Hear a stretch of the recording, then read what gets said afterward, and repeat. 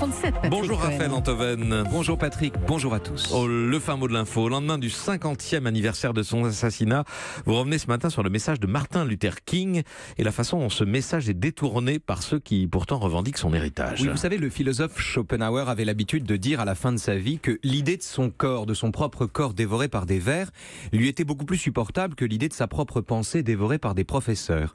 Et bien en un sens, c'est ce qui est arrivé à la pensée de Martin Luther King. Des racistes se sont occupés de son corps en lui mettant une balle dans la gorge en 68, mais sa parole a été rongée et détournée de son sens par des identitaires racisés qui se proclament aujourd'hui sans vergogne les héritiers du pasteur magnifique. En quel sens sa pensée a-t-elle été trahie par ceux qui s'en réclament? Écoutez, prenons un exemple qu'on a déjà traité ici, mais enfin pourquoi pas, la non-mixité. La non-mixité consiste, pour mémoire, pour lutter contre le racisme, à destiner certaines réunions uniquement aux gens que le racisme concerne, c'est-à-dire concrètement aux non-blancs.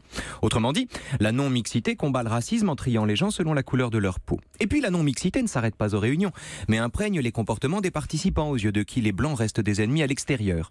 Enfin, c'est une mesure faussement temporaire puisque son abolition est soumise à la disparition du racisme en personne. Évidemment, c'est pas demain la veille.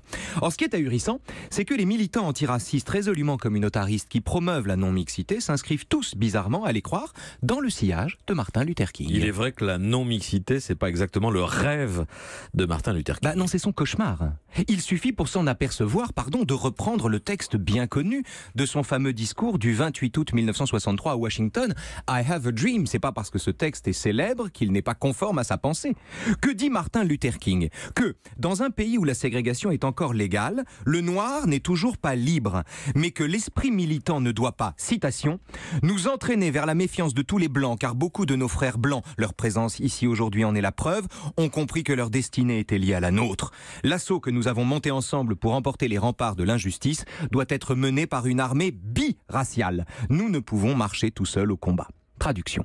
L'idée que la défense des Noirs passe par l'exclusion fût-elle temporaire des Blancs serait odieuse aux pasteurs. Et conclusion. Martin Luther King vivait dans un pays dont certaines institutions étaient encore racistes. Et pourtant son remède, loin de la violence, était la fraternité des Noirs et des Blancs. Les antiracistes radicaux d'aujourd'hui vivent dans un pays, la France en l'occurrence, où le racisme est un délit. Et pourtant, leur remède, combattant la violence par la violence, est d'inverser l'exclusion au lieu de la supprimer. Et les mêmes revendiquent l'héritage du grand homme, No Pasaran. Le fin mot de l'info. La non-mixité, c'est la seconde mort de Martin Luther King. Merci à vous Raphaël Antoven. À demain.